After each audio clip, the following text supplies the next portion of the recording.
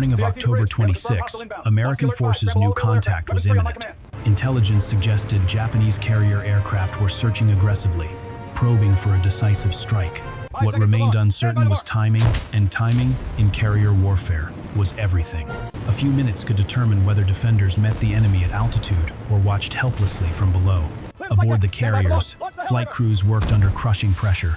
Pilots strapped into F-4F Wildcats while deck crews cleared the launch paths at a frantic pace.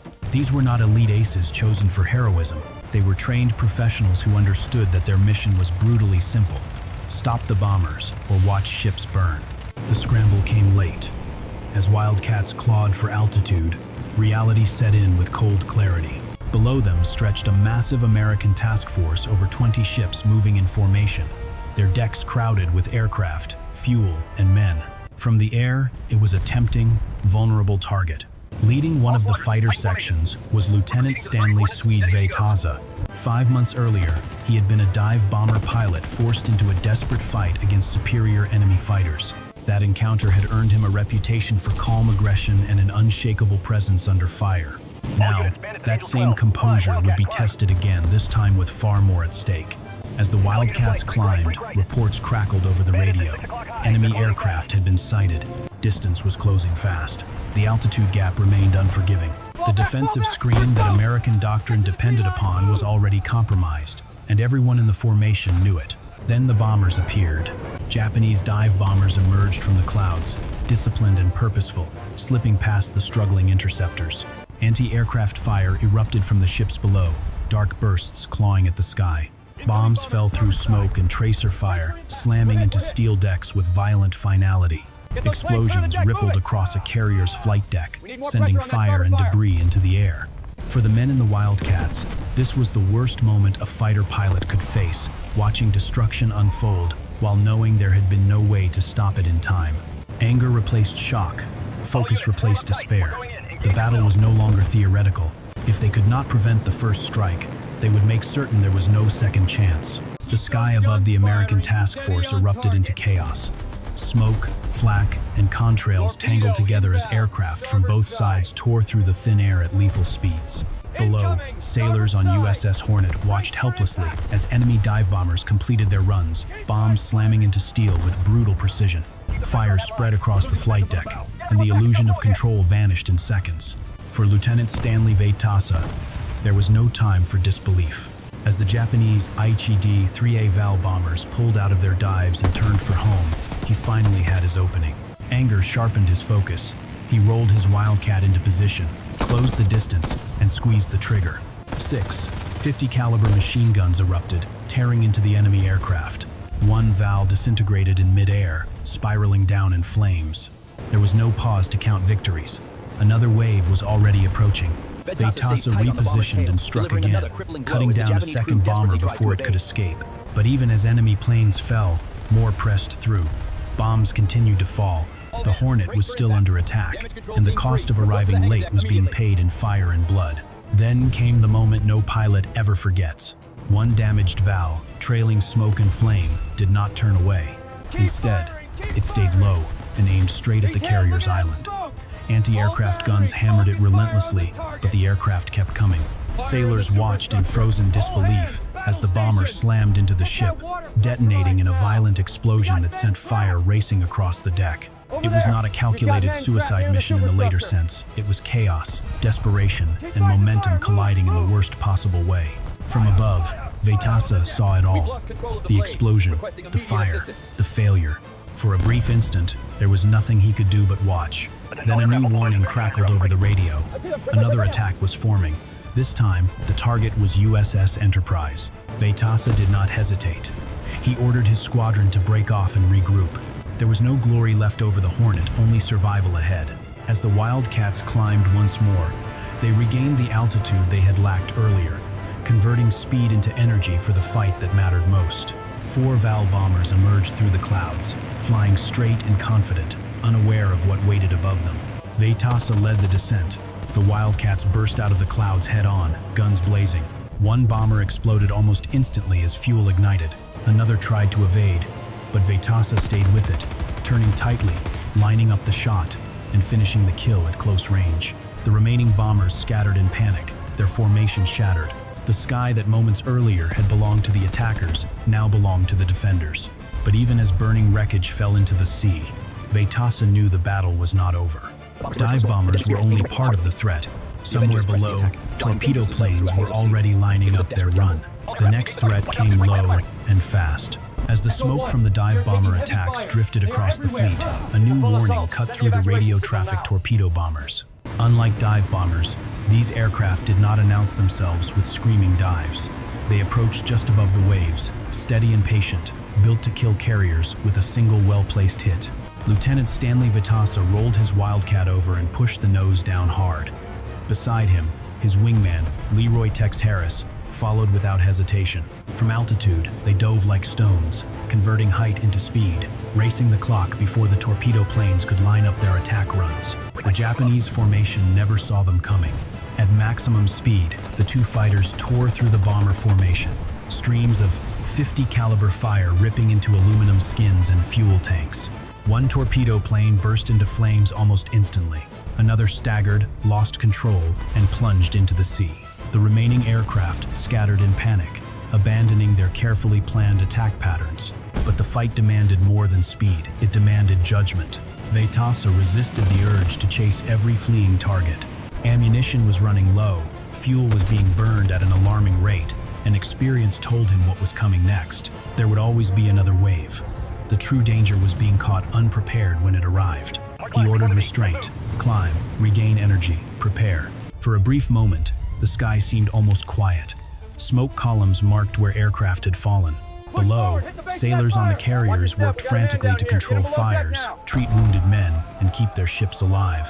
The battle was far from over, but the defenders had bought precious time. Then Veitasa saw what he had been dreading.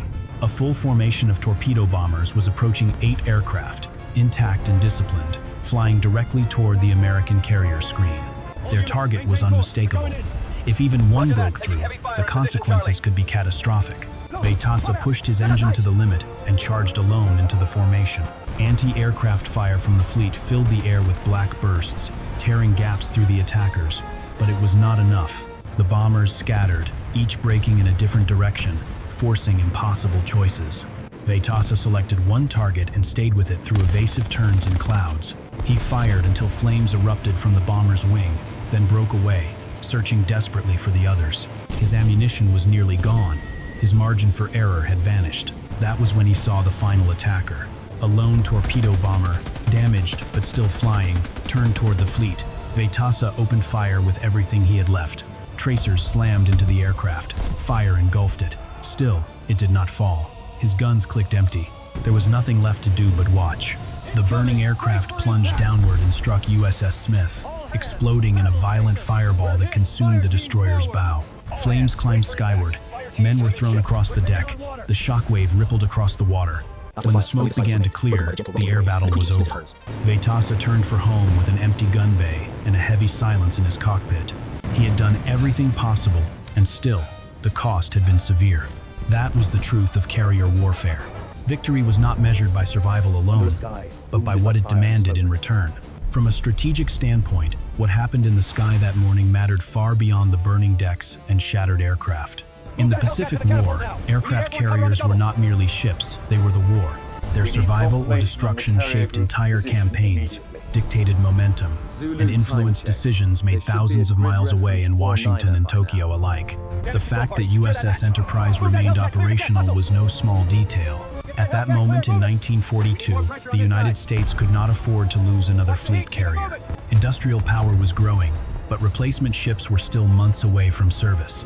Every carrier lost meant fewer planes in the air, fewer pilots in combat, and fewer options for commanders trying to contain Japanese expansion. From the American perspective, the air battle revealed both vulnerability and resilience. The late scramble exposed weaknesses in early warning and coordination problems that could have proven fatal. Yet the response also demonstrated something the U.S. Navy was beginning to master: layered defense. Fighters, ship-based anti-aircraft fire, and disciplined damage control worked together just well enough to prevent catastrophe. The system bent, but it did not break. There were also hard lessons written in fire. Speed of response mattered more than perfect planning. Individual initiative, especially from experienced pilots, could compensate sometimes barely for systemic failure.